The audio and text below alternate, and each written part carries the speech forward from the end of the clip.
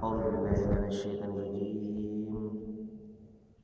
بسم الله الرحمن الرحيم. وما نقموا منهم إلا أن يؤمنوا بالله العزيز الحميد الذي له ملك السماوات والأرض والله على كل شيء شهيد. صدق الله العظيم. అనంత కరుణామయుడు అపార కృపాశీలుడు పాలకుడు పోషకుడు సర్వలోక సృష్టి ప్రభు అయిన అల్లాహ్ సోదరులారా, సోదరిమణులారా, అయ్యలారా, అమ్మలారా, అస్సలాము అలైకుం వరహ్మతుల్లాహి వబరకాతుహు. సర్వలోక ప్రభువు సర్వేశ్వరుడు వల్ల మనందరి మీద శాంతిని, శుభాలను, కారుణ్యాన్ని కురిపించునుగాక. ఆమీన్. ఇంతవరకు మనము మానవులందరి కోసము మన దైవం పంపినటువంటి చివరి మార్గదర్శక గ్రంథం దివ్య ఖురాన్ నుండి 85వ అధ్యాయం నుండి 6 నుండి 9 వాక్యాల అరబీ మూలమును విన్నాము. మహాశైలారా, ఈ వాక్యాలలో దైవం గతంలో జరిగినటువంటి ఒక సంఘటనను గురించి జ్ఞాపకం చేస్తున్నాడు. పూర్వకాలంలో ఒక క్రూరుడైనటువంటి రాజు ఉండేవాడు. ఆ రాజు, నేను దైవాన్ని, నన్ను మీరు పూజ చేయండి, నాకు మీరు ఆరాధన చేయండి అని ప్రజలందరినీ హింసించేవాడు. మరి ఎవరైతే అతనికి భయపడి ఉంటారో, ఎవరైతే అతని చుట్టూ అతన్ని పొగుడుతూ పబ్బం గడుపుతూ ఉంటారో అటువంటి వారందరూ కూడా ఆ రాజును పూజించేవారు. ఎందుకంటే వారికి దైవం యొక్క భయం కానీ, భీతి కానీ, దైవం యొక్క అవగాహన కానీ ఏమి కూడా లేదు. ప్రపంచం గడుస్తుందా లేదా, నాకు ఏదైనా ప్రయోజనం వస్తుందా లేదా, ఇటువంటి ఆలోచన చేసేవారు. మరి అందరూ కూడా ఆ రాజును పూజించేవారు. కానీ కొంతమంది, ఎవరైతే ఈ సృష్టికి ప్రభువు కేవలము ఒక్కడు మాత్రమే, మనిషి ఎంత మాత్రం కూడా దైవం కాడు, మరి ఆ దైవానికి సాటి సమానం ఎవరు కూడా లేరు అని ఎవరైతే ప్రగాఢంగా నమ్మారో వారు వ్యతిరేకించడం జరిగింది. నీవు ఏ శిక్షను విధించినా పర్వాలేదు, కానీ మేము మాత్రము ఆ సకల లోకాల ప్రభు అయినటువంటి ఆ దైవానికి సాటి కల్పించము. దైవం నువ్వు ఏ విధంగా దైవం అవుతావు, నువ్వు మాలాంటి ఒక మనిషివే, అయితే నీకు అధికారం ఇవ్వడం జరిగింది తప్ప నీవు ఎంత మాత్రం కూడా ఆ సకల లోకాల ప్రభు అయినటువంటి దైవానికి సాటి సమానం కాదు అనగానే ఆ రాజుకి కోపం వచ్చి ఒక పెద్ద అగ్నిగుండాన్ని తయారు చేసి వారందరినీ అందులో పడవేయడం జరిగింది. వారు చేసినటువంటి పని ఏమిటి, వారి నేరం ఏమిటి? ఒకటే, అదేమిటంటే సకల లోకాల ప్రభు అయినటువంటి ఆ దైవాన్ని విశ్వసించడము, ఆ దైవానికి సాటి సమానము ఎవరు కూడా లేరు అని క్రూరుడైనటువంటి రాజు ముందు సాక్ష్యం ఇవ్వడం. మహాశైలారా, దైవ ప్రవక్త కారుణ్యమూర్తి మహాప్రవక్త ముహమ్మద్ సల్లల్లాహు అలైహి వసల్లం వారు తెలియజేశారు, దైవానికి అత్యంత ఇష్టమైనటువంటి సాక్ష్యము పని ఏమిటంటే క్రూరుడైనటువంటి రాజు ముందు తన ప్రాణం పోతుంది అని తెలిసినా కూడా సత్యంపై నిలబడ్డాము. ఆ సత్యం ఏమిటి? దైవం కేవలము ఒక్కడు మాత్రమే అన్న సత్యం. మరి మహాశైలారా, ఇంకొక విషయాన్ని దైవం ఇక్కడ తెలియజేస్తున్నాడు. అదేమిటంటే ఎవరైతే విశ్వసించి సత్కార్యాలు ఆచరిస్తారో వారి కొరకు నిశ్చయంగా స్వర్గపు వనాలు ఉన్నాయి, ఇదే నిజమైనటువంటి గొప్ప సాఫల్యం అంటున్నాడు. మహాశైలారా, మనలను నరకం నుండి తప్పించే రెండు పనులు, అదేమిటి? విశ్వాసము మరియు మంచి పనులు.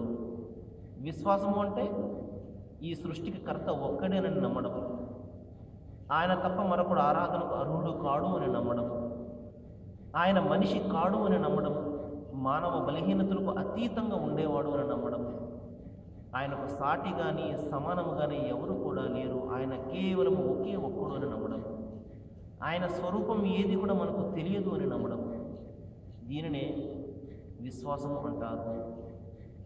మరి అంతేకాదు సుమా, ఈ సమస్త సృష్టిని నడుపుతున్నది ఆయనేనని, మనకు కావలసినటువంటి అనుగ్రహాలన్నీ కూడా ప్రసాదిస్తున్నది ఆయనేనని, మరి పోషకుడు ఆయనేనని, మరి మనకు కావలసినటువంటి తిండి కానీ నీరు కానీ ఏదైతే మరి మనకు అనుగ్రహాలు వస్తున్నాయో అవి కేవలం ఆయన నుండి మాత్రమే వస్తున్నాయని, అదేవిధంగా పూజకు అర్హత కేవలం ఆయన ఒక్కరికి మాత్రమే ఉన్నది అని, ఆరాధనలు పునస్కారాలు మరి మన మొక్కుబడులు కేవలం ఆయనకు మాత్రమే మనము చెల్లించుకోవాలి అని, మరి ప్రార్థనను వినేవాడు, ఆ ప్రార్థనలకు సమాధానం ఇచ్చేవాడు, మరి మన కర్మలకు ప్రతిఫలాన్ని ప్రసాదించేవాడు, మరి మనం చేసినటువంటి దుష్కర్మలకు శిక్షను విధించేవాడు కూడా కేవలం ఆయన ఒక్కడు మాత్రమేనని విశ్వసించాలి. మహాశలారా, దీని తర్వాత సత్కార్యాలు ఆచరించాలి, మంచి పనులు చేయాలి. మంచి పనులు అంటే ఏమిటండి అన్న ప్రశ్న వస్తుంది. మంచి పనులు అంటే దైవం తెలియజేస్తున్నాడు, ముందు మిమ్మల్ని పుట్టించినటువంటి మీ సృష్టికర్తను మీరు గుర్తించండి, ఇదే మంచి పని. కాబట్టి ముందు మీ సృష్టికర్తనే మీరు గుర్తించకుండా మీరు ఎన్ని మంచి పనులు చేస్తే ప్రయోజనం ఏముంటుంది? మనకు ఒక సామెత చెప్తారు, కన్న తల్లికి పట్టెడు అన్నం కూడా పెట్టలేనివాడు పిన్నమ్మకు బంగారు గాజులు చేయిస్తాడు అంటే ఎలాగుంటుంది? తన తల్లిని అతను గ్రహించలేనప్పుడు ఎన్ని మంచి పనులు చేస్తే ఏంటి ప్రయోజనం?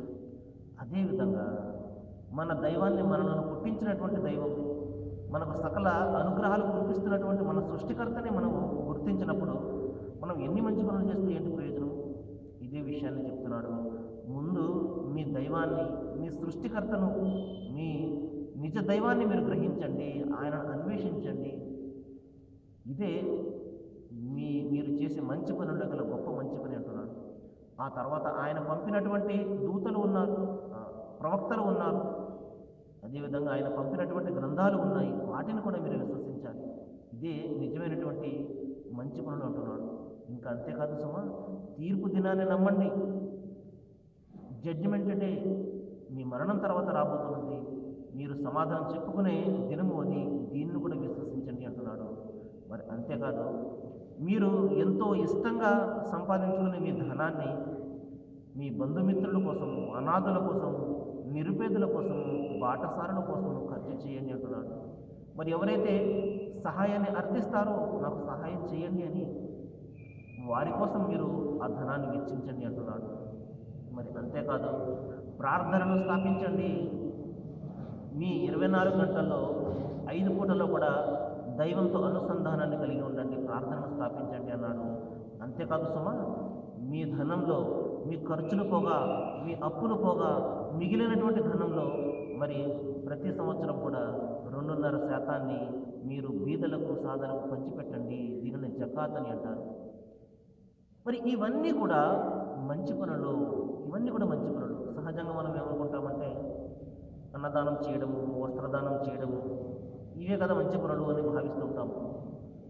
నిస్సందేహంగా ఇవి కూడా మంచి పనులే. కానీ వీటితో పాటు ప్రధానంగా మంచి పని ఏమిటంటే మనిషి తన దైవాన్ని నమ్మడము, మరి ప్రార్థనను స్థాపించడము, తన ధనాన్ని ఇతరులపై ఖర్చు పెట్టడము, అంతేకాదు మరి సత్యానికి అసత్యానికి జరిగే పోరాటంలో స్థైర్యాన్ని ప్రదర్శించడము. మహాశిలారా, ఇవన్నీ కూడా సత్కార్యాలు. ఎవరైతే ఇవి చేస్తారో దైవంపై విశ్వాసం పెట్టి, ఎందుకంటే విశ్వాసం లేనటువంటి మంచి పనులు ఎన్ని చేసినా కూడా వ్యర్థమైపోతాయి. అలాగే మనిషి మంచి పనులు చేస్తాడు కానీ విశ్వాసం ఉండదు, అది వ్యర్థమే. విశ్వాసం ఉండి మంచి పనులు చేయకపోతే అది కూడా వ్యర్థమే.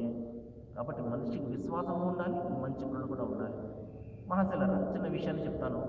దైవ ప్రవక్త కారుణ్యమూర్తి మహాప్రవక్త ముహమ్మద్ సల్లల్లాహు అలైహి వసల్లం వారు ఒక సందర్భంలో శిష్యులను అడిగారు, ఎవరు నిరుపేద అని అడిగారు. అప్పుడు శిష్యులు అన్నారు, ఒక ప్రవక్త, ఎవరి వద్దనైతే తినడానికి తిండి ఉండదు, కట్టుకోవడానికి బట్ట ఉండదు, ఉండడానికి ఇల్లు ఉండదు, వాడు నిరుపేద. అనగానే దైవ ప్రవక్త అన్నారు, నిరుపేదంటే ఇతను కాదు, నిరుపేదంటే ఎవరు అంటే ఒక వ్యక్తి ప్రళయ దినాన్న దైవం వద్దకు హాజరవుతాడు. అతను రకరకాలైనటువంటి మంచి పనులు చేసుకుని ఉంటాడు, గొప్ప సత్కార్యాలు ఆచరించి ఉంటాడు, కొండల మాదిరిగా పుణ్యాలను సంపాదించుకుని వస్తాడు. కానీ ఏం జరుగుతుంది అంటే అతను ప్రపంచంలో ఉన్నప్పుడు తన మాటల ద్వారా, తన చేతల ద్వారా అనేక మందిని బాధపెట్టి ఉంటాడు.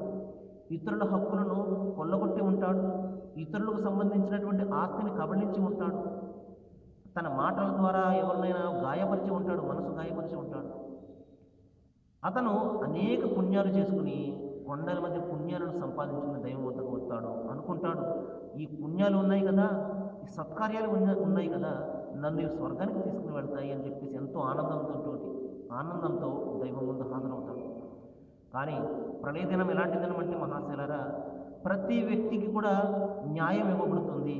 ప్రపంచంలో అన్యాయానికి గురైన వాడికి ఇక్కడ న్యాయం దక్కకపోయినా ప్రపంచంలో దైవ న్యాయస్థానం ముందు మాత్రం తప్పనిసరిగా న్యాయం దక్కుతుంది. మరి అతని ద్వారా బాధపడిన వాళ్ళందరూ కూడా లైన్ కట్టి ఉంటారు. దైవం వాళ్ళని ప్రశ్నిస్తాడు, ఏమిటి ఇతను ఏమి చేశాడు అంటే, ఓ దైవమా, ఫలానా సమయంలో నన్ను ఈ విధంగా బాధ పెట్టాడు అని మరి అతను ఏ కరువు పెట్టడం జరుగుతుంది. అప్పుడు అక్కడ ఇవ్వడానికి ఏమి కూడా ఉండదు. ప్రపంచంలో ఉన్నప్పుడు మనం అతని కాళ్ళ వేళ్ళలో కూడా క్షమాపణ వేడుకోవచ్చు, లేకపోతే డబ్బు ఇచ్చో మనము ఏదైనా చేయొచ్చు. కానీ ప్రపంచంలో ఏమి కూడా ఉండవు. మన మంచి పనులు మాత్రమే ఉంటాయి, మన చెడ్డ పనులు మాత్రమే ఉంటాయి. అప్పుడు దైవం ఇతని మంచి అన్నింటినీ తీసుకుని వాళ్లకు పంచిపెట్టేయడం జరుగుతుంది. కొండల మాదిరి పుణ్యాలన్నీ కూడా కరిగిపోయి పూర్తిగా ఖాళీ అయిపోతుంది. ఇంకా అతని ద్వారా బాధపడిన వాళ్ళు ఇంకా చాలామంది ఉంటారు. మరి ఇతను ఇవ్వడానికి ఇతని పుణ్యాలు కూడా అయిపోతాయి. అప్పుడు వాళ్ళు చేసినటువంటి పాపాలను ఇతని మీదకి నెట్టడం జరుగుతుంది.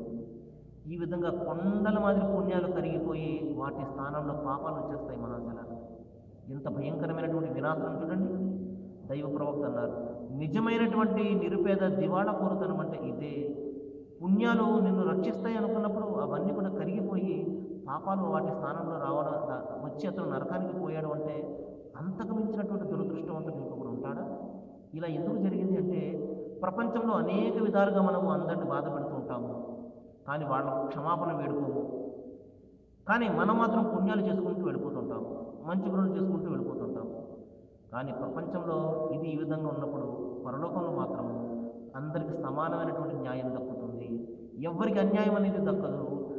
దైవ ప్రవక్త తెలియజేశారు, ఒక కొమ్ములో ఉన్నటువంటి పశువు మరొక పశువును పొడిచినప్పుడు దానికి కూడా మరి అక్కడ సమాధానం ఉంటుంది, దానికి కూడా న్యాయం జరుగుతుంది. అక్కడ ఎవ్వరికి ఏ విధమైనటువంటి అన్యాయం జరగదు.